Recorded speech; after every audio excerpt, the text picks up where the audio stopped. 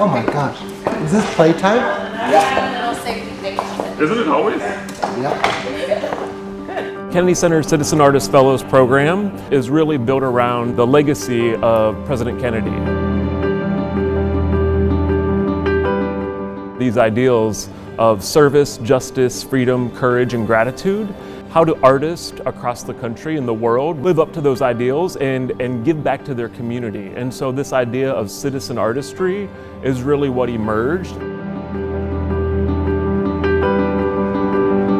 We looked for artists around the country that were working in communities, both large and small, that really use their art form for good, for giving back to their community, for building community. Artist and activist Dee Nichols from St. Louis.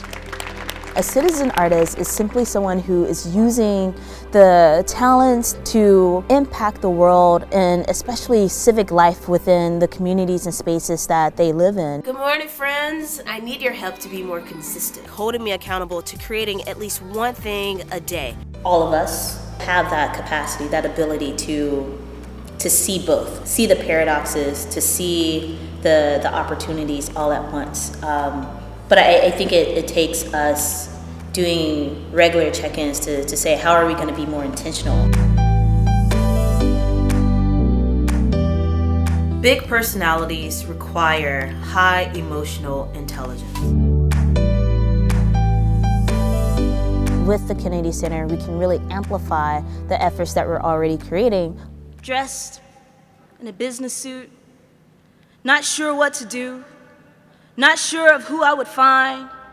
I believe that everyone is born with a gift, and by engaging with my work, hopefully someone else can unlock theirs. To provoke, to make us question who we really are, and why are we separating ourselves? Why are we judging each other? These four walls could be the biggest obstacles to you because the real classroom has a ceiling of clouds. And sometimes it has walls of injustice and windows of misperception, but it's got a ground. And you've got 2 feet, so you can always walk, wheel, or fly your way to another lesson. And that's what they taught me. Artist at its core is somebody who is creating work for other people. Therefore, it is inherently communal, it is inherently collective and community oriented. I just appreciate that, when I'm going through the daily bread of being a parent and the daily bread of writing poems, that there are people that are working on this 24/7 because the clock is ticking. I feel like I'm trying to say what other people are feeling. That's what I'm really trying to do. In this world, we're so separated. We're all like little holodecks in our little bodies cruising on a rock through space. And then in a poem or in a song or in a movie or in a painting, you can go, that person knows exactly how I feel. That's a special moment. Fold all 10 or so of your fingers and embrace the person next to you, because an open hand is the same size as an open seat, if it's you. And if the truth is true, then it's most definitely you. These are hallowed spaces in our society. They're held in such esteem for excellence in the arts. And it's nice to be recognized as a part of it. It's even nicer to be recognized as excellent as a human, as opposed to just excellence in aesthetics or performance or in the arts. Noble sacrifice of a profession. I was no teacher. I was just a lesson. Can't even call myself a good learner, but I learn. Have learned and still do. But now, the classrooms are different.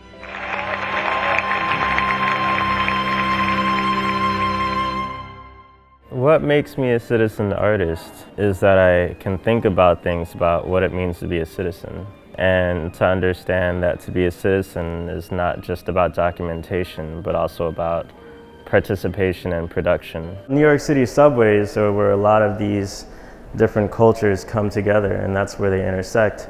I thought that this sort of intersection of culture should happen more in our public spaces and plazas. Looking at this pole, it's very interesting because a pole can also bring people together.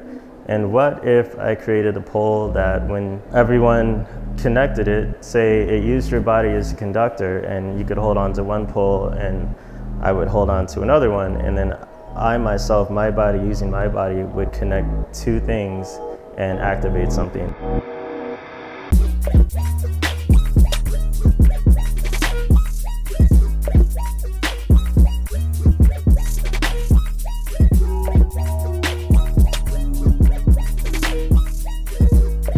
What drives the work is seeing that there are so many underreported stories that need to be told in the news, and thinking of ways to use art to bridge the gap between those stories in the news.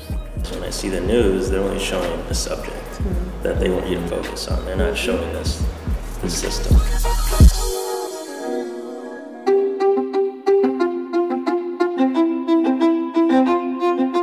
El Sistema is the movement of classical music for social change that started in Venezuela in the 1970s and has now expanded worldwide. El Sistema USA is the embodiment of what I have always searched for, which is giving voice to anyone who has an interest in exploring the talent and potential inside them. Maestro Abreu is the founder of El Sistema. One of the things he said was that you're too late if you're not starting now. And none of the preparation in the world will prepare you for a perfect response. And so it's most important that you begin. I passionately believe that all people, no matter their social or economic situation, should have the opportunity to seize the capacity for creativity and performance that is inside of them. Gathering our collective strength. I think that my path as a citizen artist will always be about bringing people together. Citizen artists have a role to heal our nation, but we also have a responsibility to provoke and to disrupt and to start conversations that may not be happening right now. How do we create a platform and a pathway from arts engagement to civic engagement? Ladies and gentlemen, it is my absolute honor to welcome you to this third Messiah project. We are presenting excerpts of Handel's beloved Messiah alongside a series of pieces of music which tell the story of people who experience homelessness and poverty in Los Angeles today. Never in a million years did I think that I would be singing along with members of the LA Phil and the Master Chorale. I came down here from drugs and alcohol, and now it's come full circle, and just overwhelming. When I came here 3 years ago, I had a month clean from a heroin addiction. So today I celebrate the resilience of your ever-expanding souls. When we actually make the space as artists to let formerly and currently disenfranchised people step into an artistic space, we find that folks have access to creative agency, to resilience, to courage, and to making really, really great art. This is a neighborhood. This is a place where the stories and lives of people matter. And we are here to make music with those stories.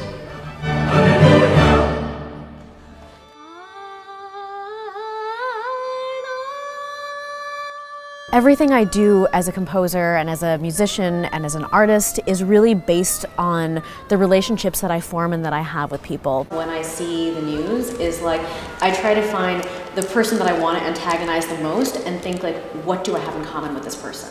I think so much of our training as musicians has to do with just playing the notes on the page, or how well we play the notes on the page, I'll say.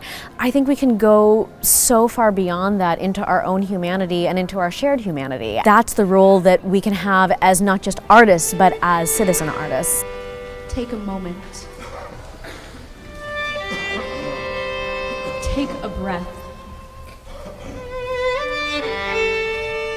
Take time.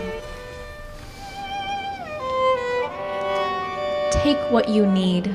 Those of us who are here are just representatives of what is possible for the arts in general. A citizen artist, to me, is an artist that is very much aware not just about artistic practice, but is very much aware of the issues that are relevant in our society. My work is focused on telling the stories of the community through public spaces and using public spaces as a platform to create awareness and educate folks on the issues that the communities are dealing with. It is here in this neighborhood where my parents decided to have our home and where I was raised and where I continue to live. And I think it's also a sense of having this open air market that is a memory of home when you're so far away from home. The communities that I've been connecting with are so much at risk and on attack. If I were to be spending any of my energy, it would be focused on working with them and representing their narratives, which means there's very little energy to deal with the opposer. In my case, what I try to do, and it's been my mantra, is creating work that is both poetic and powerful, and how to do that in a way that moves beyond than just being a work of art, but really brings this connection to our humanity.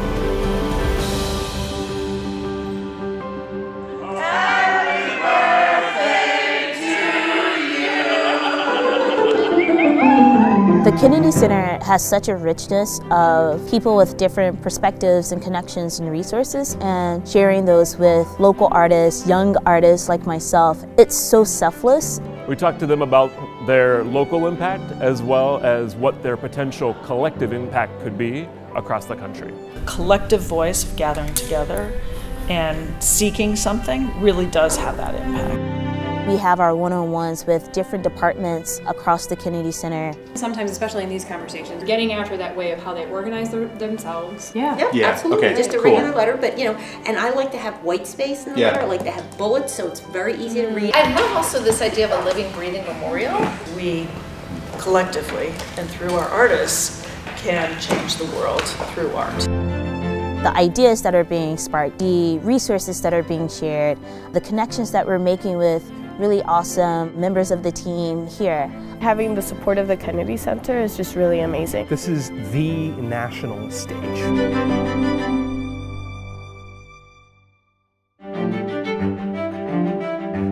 To be able to have a conversation with someone who has had such a broad life experience as Yo-Yo Ma has had. All that diversity gives us the tools to survive. And to have him lead us in a conversation of ideas about humanity. The bottom line is humanity. That's, I think, part of our job. Yo-Yo really challenged us to think both about like, okay, you can do your work, and the work is important, but you've got to always be thoughtful about the bigger picture. This is a photo of our little planet from there. It's a wave. Hello.